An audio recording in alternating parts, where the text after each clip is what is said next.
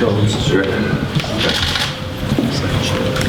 good afternoon everyone, welcome to Manchester, and I have to apologise for the slight delay. Can you believe, after years of becoming trying to become world champion, Anthony Crolla forgets his belt.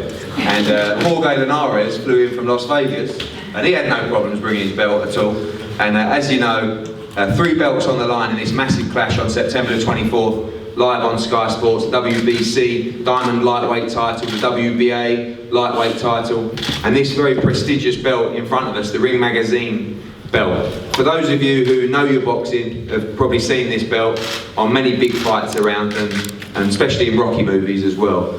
But to a fighter, this belt is perhaps one of the most important in boxing. It gives you the credibility as the #1 fighter in your division. And we want to thank Michael Rosenthal and the Ring Magazine for allowing this great contest to be for the Ring Magazine lightweight title as well. Before I talk further, I think it's important, as we've brought this great fight to the UK, that we give both champions a huge amount of respect. And please let's have a round of applause for Jorge Linares and Anthony Crolla.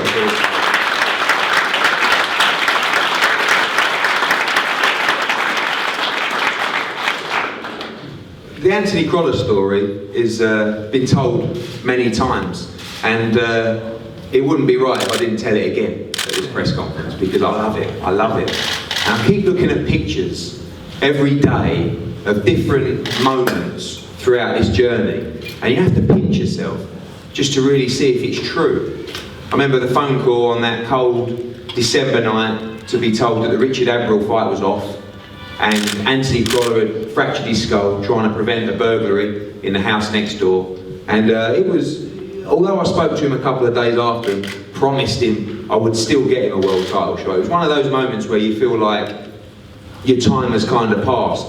We worked so hard to get that Richard Abril fight, and then it was so cruelly taken away from us.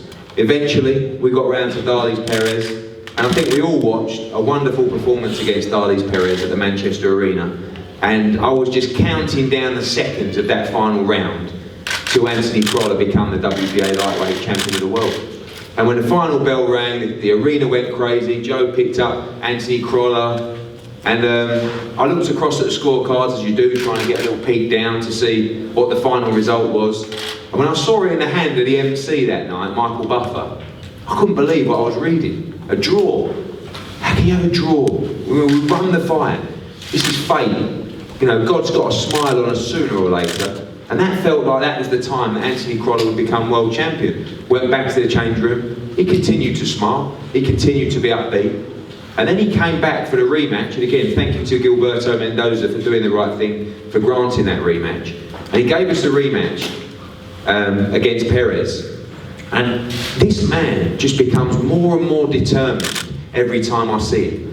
The nicest man in boxing, but the most tenacious, determined little son of a bitch I have ever seen in my life.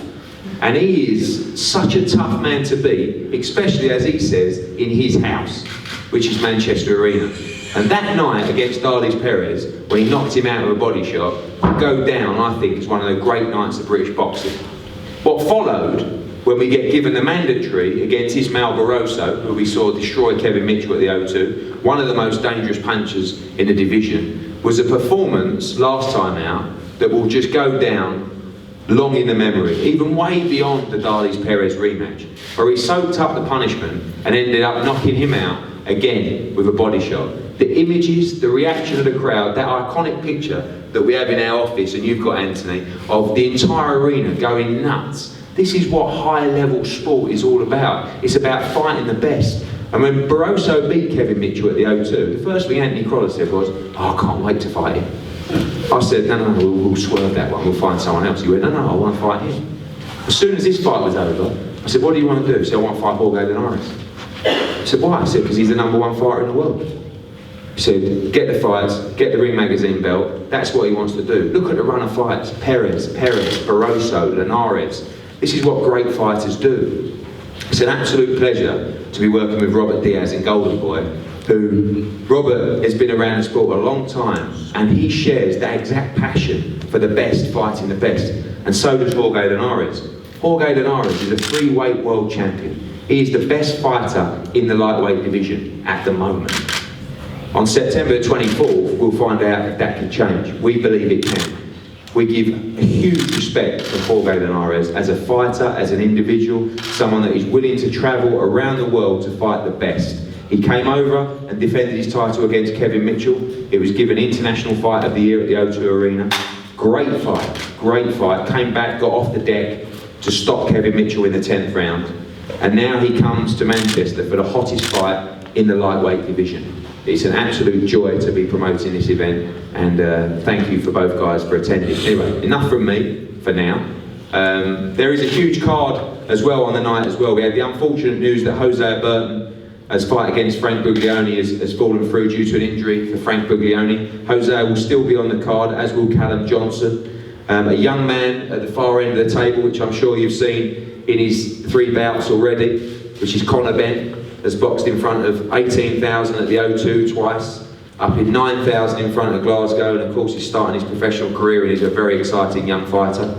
A great fight being added just a couple of days ago for the WBA International Middleweight title between John Ryder and Jack Arnfield. We'll hear from them shortly. The debut of a very exciting GB fighter, Lyndon Arthur, and a packed card as well, Marcus Morrison, who kind of carries the flag with other Manchester fighters to develop through and looks like one of the most exciting middleweights around right now. A fantastic fight for the Commonwealth featherweight title between Isaac Lowe and Tafishi Munyai, who we saw got a quick fight for the world title as well. So a packed night at September the 24th, and of course, as always, we want to thank our broadcasters, Sky Sports, and delighted to also announce a new partnership with Betfred to sponsor this show and hopefully many more as well. And firstly, we're going to hear from a young man down the end who has huge footsteps to follow, but he's going about his business in a great way. He's a fine young man, trains very hard. I think he's going to be one of the most exciting fighters to watch over the next few years. And CONOR BENN, like I say, has boxed at the O2 twice and Glasgow, and now it's time to give Manchester a spin. Yeah, definitely. I'm looking forward to fighting in front of the Manchester crowd. Again, on such a massive bill. You know, I'm truly blessed, and this training camp's been different. Training is next level. I'm fighting a welterweight for this fight, and I think that's the best choice to make, and I feel improvements in sparring. I'm sparring like I've never sparred before, and my confidence is very high for this fight, and I've got September the 10th, this one, and hopefully sometime in October, and just want to smash out as many fights as I can and stay active. Like I said at the beginning of my career, I want to fight every month and give the supporters exactly what they want. I just love fighting. Obviously, you've had a little rest from those 3 fights that happened very quickly. How much have you had a chance to reflect on those 3, and how much do you feel you've improved, particularly from the debut at the O2? Massively, Lars. I was driving to the gym the other day and I thought, when on earth have I got here? Like, just how much drastically my life's changed since I've come to London, and you know, improvements. Again, there's always room for improvements. I'm improving every training session I do. You know, I'm just learning. I'm in the learning phase at the minute, and I'm all ears. And as long as I'm doing what I'm told, I'm confident. So yeah, that's it. Jack Arnfield, we've seen you in some great fights on Sky, of course, a prize fighter as well. A great fight with Nick Blackwell on Channel 5 as well. We know you've been looking for the big fights, and when the shot against John Ryder came, you and Steve Wood took it straight away. Oh yeah, I've been trying to get on the big stage for a while now. I had a British title fight against Nick Blackwell on Channel 5 last year. Fell short, unfortunately, and since then I've been pushing to try and get these big fights. So I've been calling fighters out, nothing personal, just trying to get my name out there. And Eddie come up and Steve come up with this fight, so I got it as soon as I could. Obviously not far from you. We know you've got big support coming down from Blackwell. We know you would have watched a lot of John Ryder as well, and obviously world ranked now, and a chance to go crash that party too. Definitely. I watched John Ryder in a few of these fights. I respect John as a fighter. I think he's good, but I've definitely got the beating of him. These big shows where I want to be, so you'll see me the big middleweight, and you'll see the best out of me on the 24th of September. John, bubbling along, obviously top 15 in the world, but also with the British mix freezed up for now. This was a good chance for you to get out, and a good domestic fight, obviously, and a big night at Manchester Arena.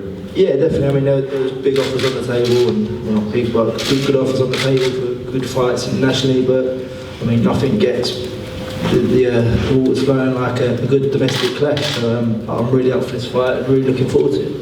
Obviously, you know, with your world ranking, we'll be looking at those interim titles, WBC silver titles. How important is it not to overlook Arnfield in this fight? Obviously, he wants to be in your position as well, and it's a fight you must deal with on the 24th. Yeah, definitely. He's young and hungry, and obviously whoever wins this progresses, so it's a must-win for both of us. Thank you, John. Robert, welcome, my friend. It's we really appreciate you guys making the trip from LA and Vegas. And this was a fight that got made pretty quickly in terms of big unification fights, and one that I know you're very excited about. Eddie, first of all, thank you so much. Thank you for the hospitality. Manchester, it's great to be back. I see a lot of familiar faces. As Eddie said, I don't think there's this level of events, of fights being done as often and as easy as it is to work with you. When we got on the phone, I think it was within a couple of days at the most, we got the fight done. These two fighters are very similar. Anthony Crolla, I've known for, I think, 5 or 6 years. Tremendous fighter, tremendous person. He's getting better in every fight. But for a champion to be wanting to fight the best, that's where you have to applaud. He's not just a champion, he's a true champion. Jorge Linares is very similar, only wants to fight the best, regardless of where it is. We've seen it with Kevin Mitchell, went to his backyard. When the fight came up and I called him and I said, we might have to go to Manchester. If you think the London fans were wild, they have nothing on the Manchester fans. And Crolla's huge over there. He said, doesn't matter, I'll take my headphones, I won't hear them. But this belt means so much to Jorge. Being from Venezuela, he promised Mr. Mendoza before he passed that he would take back that belt. We were a little concerned when Anthony didn't bring it, because we want to take it now. We're going to have a great fight. It's going to be a great event, and may the best man win. Thank you. Thank you, Robert. And a question to Jorge. Jorge, back in the UK, this is probably, well, it is the biggest fight in the division. How excited are you ahead of the 24th? ¿Qué tan emocionado estás? Bueno, primero que nada, gracias a Eddie, gracias a Golden Boy, gracias a la gente acá de Manchester. La verdad que agradecido y con una nueva meta, que es la del 24 de septiembre. Así que pues, otro reto más, otro rival más, pero agradecido primero que nada con Dios por esta gran oportunidad que me está presentando para esta gran pelea que voy a tener con Anthony Crolla. Well, first of all, I want to thank you, Eddie. Thank Anthony, thank Golden Boy for this opportunity. It's another challenge in my career, another big fight, another big event, and I'm grateful to God for September 24th and this great fight we're going to put on. Es mi segunda vez acá en Inglaterra. Hice una excelente pelea con Kevin Mitchell, ahora me toca Anthony Crolla, así que hemos trabajado bastante bien para esta gran pelea, así que contento porque tenemos un boxeo similar. Mucho respeto de mi parte como también de su parte, nos parecemos un tanto y la verdad que va a ser una buena pelea, así que no vamos a robar el juego. Well, it's my second time in the UK. Obviously the fight we had with Kevin Mitchell in London and now here in Manchester. We have very similar styles. We're both good fighters, we respect each other very well. We've been working really hard and we're going to be very well prepared come September 24th. We respect them, but we have a goal in mind, and that's to take back the belt. Thank you, Jorge. Joe, obviously the last 3 fights, Perez twice and Barroso, the tactics have been so important and spot on by yourself and Anthony. And we know, of course, this belt would mean a lot to you because, for those who don't know, will know Joe already has a Ring Magazine award as Trump's Trainer of the Year. He doesn't mention it a lot, so I thought I'd bring it up. But on a serious note, this is a fight that I know you're excited about. I know you know how difficult this fight is, and you've sort of downplayed the fights in the past in terms of when we've had a conversation. Oh, this is tough. But I know deep down you've had the confidence as well that Anthony can listen and execute the job on this huge night. Yeah, first of all, I'd like to thank everyone for turning out today. Huge respect for Robert Diaz, Jorge Linares for coming over so short notice and before the fight, only 5 weeks away. And it's great to be involved in a fight with all trash talk for a change. I don't know what to do with myself here. I'm usually giving trash talk out. No, but listen, it's a great fight. Anthony Crolla, Jorge Linares, both on a good run of form, not been beat since 2012, neither of them. One's coming on a run of form of 9 wins on the bounce, another one 10 wins, and both coming off good career performance wins as well. Jorge Linares with Kevin Mitchell and Carno, and Anthony Crolla with Perez and Barroso.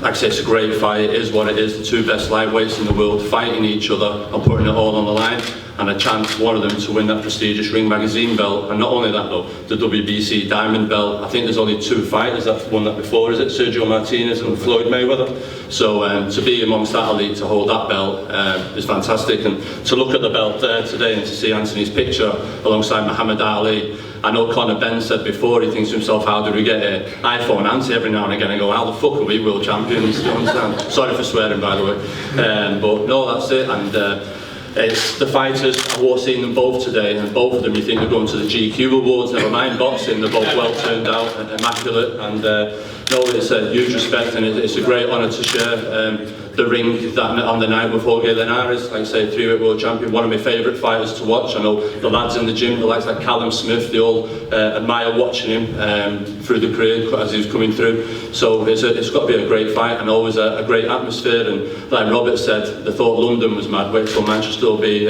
come September the 24th. Obviously, you know, you're not going to talk tactics at the press conference. What does Anthony have to do, and what has he done so well in the Perez and Barroso fights that has really seen the improvements? You know, since obviously we talked back about the the Kieran Farrell fight and the Gavin Rees fight and how far he's come.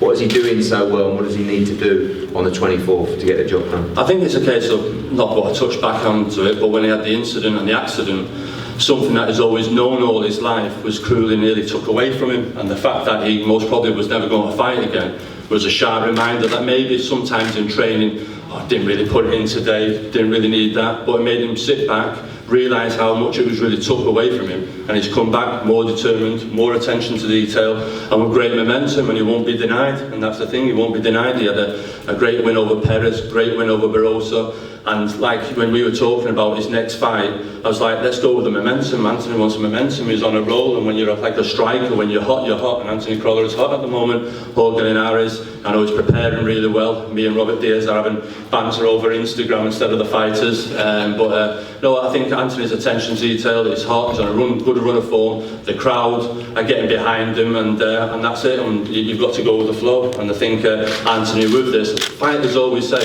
the better the opponent, the better I'll be, and Anthony Crolla has shown that in his last 2 fights. I think with Jorge Linares, he's got to raise it again, because we're fighting boxing a fighter that can fight, can box, can stand with you, or can box on the outside. So Anthony's got to raise his game again. I know Jorge Linares, most of it, they weren't expecting Anthony to beat Barroso, obviously beating his fellow Venezuelan countryman Barroso. Most of it thought Barroso was going to be. Now, the fact that Anthony knocked Barroso out has made Jorge Linares and the team think, whoa, that kid can fight a little bit, he's got a chin, and we've got to come up with plan A, plan B, plan C to beat Anthony Crolla, and that's a huge compliment on behalf of Anthony Crolla.